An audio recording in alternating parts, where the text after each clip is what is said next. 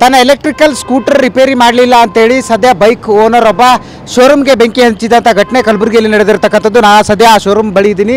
ಆ ಕಲಬುರಗಿ ಹುಮ್ನಾಬಾದ್ ರಸ್ತೆಯಲ್ಲಿರ್ತಕ್ಕಂಥ ಓಲಾ ಕಂಪನಿಯಲ್ಲಿ ಶೋರೂಮ್ ಇದೆ. ಈ ಶೋರೂಮ್ಗೆ ನಿನ್ನೆ ಏನೋ 10 ಗಂಟೆ ಸುಮಾರಿಗೆ ಮೊಹಮ್ಮದ್ ನದೀಮ್ ಎನ್ನುವಂಥ ಬೈಕ್ ಓನರ್ ಒಬ್ಬರು ಬಂದಿದ್ದರು. ಇದೇ ಶೋರೂಮ್ನಲ್ಲಿ ಕೇವಲ 20 ದಿನಗಳ ಹಿಂದೆ ಏನಂತಾರೆ ಒಂದು ಸ್ಕೂಟರನ್ನು ಖರೀದಿ ಮಾಡಿರ್ತಾರೆ.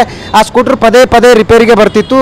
ಆ ಕಾರಣಕ್ಕಾಗಿ ಶೋರೂಮ್ಗೆ ಸಾಕಷ್ಟು ಬಾರಿ ಏನಂತಾರೆ ಮನವಿಯನ್ನು ಮಾಡಿಕೊಂಡಿದ್ರು ಮತ್ತು ಬಂದು ತನ್ನ ಏನು ದ್ವಿಚಕ್ರ ವಾಹನ ಇದೆ ಅದನ್ನು ಕೂಡ ಬಿಟ್ಟು ರಿಪೇರಿ ಮಾಡಿಕೊಡ್ರಿ, ಸರಿಯಾಗಿ ರಿಪೇರಿ ಮಾಡಿಕೊಡಿ ಅನ್ನುವಂಥ ಒಂದು ಮನವಿಯನ್ನು ಮಾಡಿಕೊಂಡಿದ್ರು. ಆದರೆ ಆ ಶೋರೂಮ್ ಸಿಬ್ಬಂದಿಯ ನಿರ್ಲಕ್ಷ್ಯ ಮತ್ತು ಬೇಜವಾಬ್ದಾರಿತನದಿಂದ ಸಾಕಷ್ಟು ಬಾರಿ ಆತ ಶೋರೂಮ್ಗೆ ಬಂದಿದ್ದರೂ ಕೂಡ ಆತನಿಗೆ ಸರಿಯಾಗಿ ರೆಸ್ಪಾನ್ಸ್ ಮಾಡದೇ ಇರೋ ಕಾರಣಕ್ಕಾಗಿ ಸಾಕಷ್ಟು ಬಾರಿ ಆ ಶೋರೂಮ್ ಸಿಬ್ಬಂದಿಯೊಂದಿಗೆ ಮತ್ತು ಶೋರೂಮ್ ಮ್ಯಾನೇಜರ್ನೊಂದಿಗೆ ಏನಂತಾರೆ ವಾಗ್ವಾದ ಕೂಡ ನಡೆಸಿದ್ರು. ಹೀಗಾಗಿ ನಿನ್ನೆ ಕೂಡ ಆತನ ಬೈಕ್ ರಸ್ತೆ ಮಧ್ಯದಲ್ಲಿ ಕೆಟ್ಟು ನಿಂತಿತ್ತು. ಪರಿಣಾಮ ಸೀದಾ ಅದನ್ನು ತೆಗೆದುಕೊಂಡು ಬಂದು ಶೋರೂಮ್ಗೆ ತಂದಿರ್ತಾನೆ. ಇಲ್ಲಿಯೂ ಕೂಡ ವಾಗ್ವಾದ ಆಗಿರುತ್ತೆ. ಕಳೆದ 4-5 ಬಾರಿ ಕೂಡ ಬಂದಾಗಲೂ ಇದೇ ಥರನಾಗಿತ್ತು. ಶೋರೂಮ್ ಸಿಬ್ಬಂದಿ ನೀವು ಸರಿಯಾಗಿ ರೆಸ್ಪಾನ್ಸ್ ಮಾಡ್ತಿಲ್ಲ, ನಾವು ಲಕ್ಷ ಕೊಟ್ಟು ಸ್ಕೂಟರ್ ಎಲೆಕ್ಟ್ರಿಕಲ್ ಸ್ಕೂಟರನ್ನು ಖರೀದಿ ಮಾಡಿರ್ತೀವಿ, ಹೀಗೆ ನೀವು ಬೇಜವಾಬ್ದಾರಿಯಾಗಿ ಉಡಾಪೆಯಾಗಿ ವರ್ತಿಸಿದರೆ ಹೇಗೋ ಅನ್ನುವಂಥ ಒಂದು ಮಾತನ್ನು ಹೇಳಿರ್ತಾನೆ. ಹೀಗಾಗಿ ನಿನ್ನೆ ಶೋರೂಮ್ ಸಿಬ್ಬಂದಿ ಜೊತೆ 10 ಗಂಟೆ ಸುಮಾರಿನಲ್ಲಿ ಸಾಕಷ್ಟು ವಾಗ್ವಾದದ ಬಳಿಕ ಪೆಟ್ರೋಲ್ ತಂದು ತಾನೇ ಖುದ್ದು ಶೋರೂಮ್ಗೆ ಬೆಂಕಿ ಹಚ್ಚಿರ್ತಾನೆ.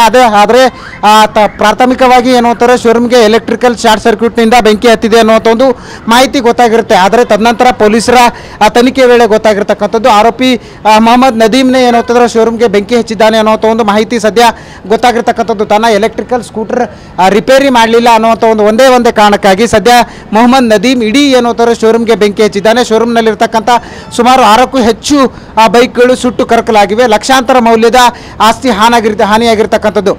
ಕ್ಯಾಮ್ರಾ ಪರ್ಸನ್ ವಿಜಯ್ ಜೊತೆ ದತ್ತಾತ್ರೇಯ ಪಾಟೀಲ್, TV9 ಕಲಬುರಗಿ.